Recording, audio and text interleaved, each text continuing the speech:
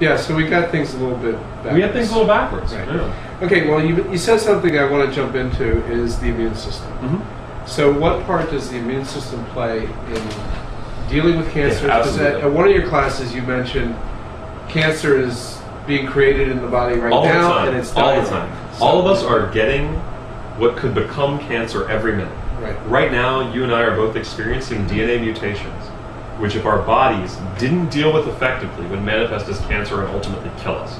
And that also is a normal part of life. DNA mutates, it happens. And if DNA mutations happen enough in the wrong places, you get cancer. Our immune systems are very well evolved to surveil this process and target and eliminate cells as they move towards pathological states. But as immune health as a whole deteriorates, the surveillance capacity of the immune system deteriorates, and so cancers can get ahead of the immune system. And this is really a very powerful way to look at it. There's like a constant tension between cancer and the immune system, just like there's a constant tension between all the bacteria and funguses and viruses that we breathe in the immune system, right? And if your immune system is compromised, anything can kill you. This is what we would see in AIDS. You know, someone with AIDS, pneumonia will kill them. Bronchitis will kill them. Well, a lot of people who are dying of cancer, it isn't like they've got a full-blown immunodeficit like would be caused by late-stage HIV, but their immune system is so hammered down, it's so underperforming, that cells that normally would have been surveilled and clipped out have been allowed to get to this point where they are full-blown cancers, and now, frequently and unfortunately, there's not enough energy and resilience left in that body to combat the cancer, and there's nothing that can be done, and it's going to take them over and kill them. It's very sad. Always easier to prevent, to nip in the bud than to absolutely. Fences at the cliff instead of hospitals at the bottom. Okay, so with the immune system, I know we're going to say processed foods. Yeah, it's the same story. Stress, it's amazing. Mind state, it is, to some extent, it's all the same story. It's all the same story, but looking at the immune system, I want to improve my immune system. Okay, I'm going to exercise more. Yep. I'm going to stretch my capacity for dealing with things. And so what can I do? We know that nutrition is important. We know that exercise is important. Usually important. What else can we focus on? So let me look at two things. One, toxicity, especially heavy metals. Heavy metals crush immune system function. So limiting your exposure to rich sources of mercury. Don't eat farm-raised fish. Sadly, tuna, swordfish, these large predatory fish, only once in a great while, or avoid them completely. Wild-caught fish, Dover sole is a nice fish. Wild-caught fish, sockeye salmon, great wild-caught fish. You know, lobster is fine in moderation. There are healthy fish out there. Easy to do a Google search on low-mercury fish. Big time reducing heavy metal exposure. And toxicity in general. Toxins undermine immune system health. So detox is great, and anything you can do to support your liver will always support your immune system. Right. Gut health is so critical because 80% of the immune system is in the gut. And gut health is a huge topic, and of course not eating processed junk is a big, big part of gut health. But two of the best things that are simple that you can do for gut health is take probiotics. They really do make a difference. They support immune function, and digestive enzymes at the end of meals. Especially if you get acid reflux, heartburn, or a lot of gas and bloating, add in digestive enzymes. It's a no-brainer. Okay, so you just said the digestive enzymes, you take it towards the end of Towards the end of your meal, yes. How about probiotics? Probiotics are best on an empty stomach, I believe. There are people who say different, but I think probiotics first thing in the morning on an empty stomach with water. Don't eat for 30 minutes. That's my preference.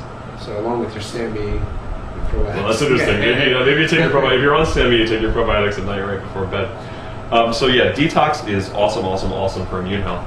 And then actually, there are definitely some supplements that can help with immune health. And Epicor, which is a product that you introduced me to, and I read the research and it blew me away. And then I actually went on Epicor, and I really listen to my body. I mean, I've spent so many years doing this that I get a lot of feedback from my system, positive responses. I feel an energy shift when I take something into me that my body seems to like. I'm very tuned into it. I have seldom had my system respond better to anything than Epicor. I mean, it lit me up. I felt more energized. I felt more alive while taking it. I think it's a superb supplement. And very affordable. I mean, super affordable for the benefits that it delivers. Yeah, it's an amazing supplement. Yeah. I've been on it for nearly 4 years now. And rarely do I ever even get a cold or anything at all. And all this is talking about prevention. When it comes to treating cancer holistically, huge topic, way more than I would even feel comfortable going into on a video. But the one thing that I would say to people who are concerned, you can find a path that will help you deal with your disease utilizing holistic therapies in a way that probably most doctors will not encourage you. And it's going to have to be individualized. You know, I know people who have had terminal diagnoses who've been fine, who've come back. And they've done it using a wide variety of approaches. You know, you hear a lot about macrobiotic diets. You hear a lot about fasting and detoxification in cancer therapies. You know, some people are very into energetic and spiritual-based therapies for cancer. And there really are documented medical stories of people who've done things like laughter therapy and had it work against cancer. And they're the minority. Most people who try this stuff, it doesn't work for them. Right. And what I really passionately believe is that, one, we're just beginning to understand this stuff, so it's a science in its infancy. But also, cancer happens when the body is beaten down in a variety of different ways so that its internal mechanisms of surveilling cancer cells deteriorate. And everyone's story as to how that happens is different. So everyone's path back to health, if it's possible, is different. And I don't think it's always possible. I think many people are too far gone, and there's some cancers that are just incredibly aggressive.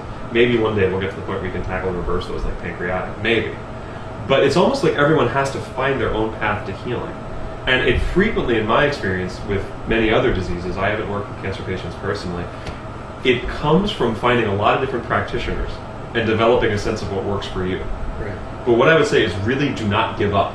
I mean, look into nutritional therapies, you know, look into herbal remedies, look into Chinese medicine, look into macrobiotics. Find things that you feel comfortable with, and a great indicator is how you feel. If you start doing something and you feel better emotionally and your energy levels improve, usually pretty good feedback that you're doing something that's working for your body. And so people who are really dealing with cancer, who aren't satisfied with the options that Western medicine is giving them, be aggressive. I mean, really explore. I don't think I could be more helpful than that in a 10-minute video. Yeah, well, that's great.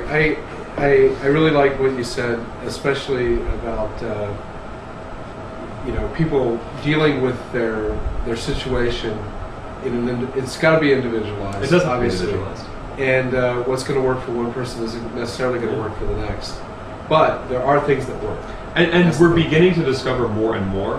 And I don't know yet of any centralized authority that has a good grip on what works, what doesn't, and when, and can direct people.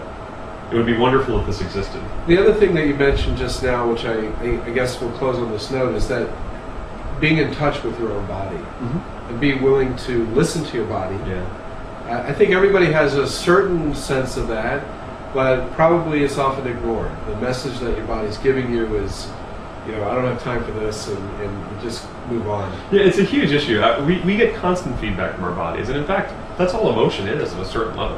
Right. I mean, emotion is really just feedback about inner harmony. You feel good when you are aligning with what something deep inside of you wants. That's what feeling good is. And a lot of those wants have to do with material stuff. So, you know, we want money, and when we focus on the presence of money, we feel good until we have plenty of money, and then money doesn't make us feel good anymore because we're not meeting other deeper needs. Right. And the same thing's true at the physical level. You know, when you're eating in a way that really nourishes and sustains you, unless you're eating in a way that's drug-like, you feel good. And we don't listen to our bodies and to our emotions as though they're feedback about what we really need. It's almost like we think it's all just stupid, and we just want to get on with the business of getting ahead and doing our jobs and living our lives. And when you really do tune in and you start to care deeply about how you feel physically and emotionally, it slowly starts to change your life.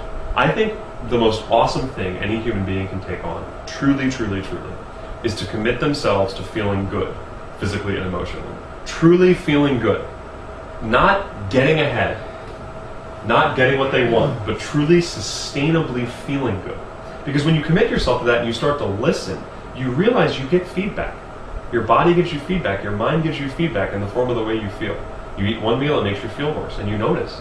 You eat another meal, it makes you feel better, and you notice, oh, wow, I'm going to go with this meal. Right. You know, you interact with someone, and you are judgmental and negative and hateful, and you walk away and you feel like crap.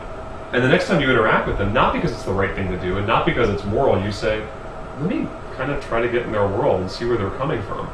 And then you notice you don't feel as bad, and it's like, that would be an interesting way to live.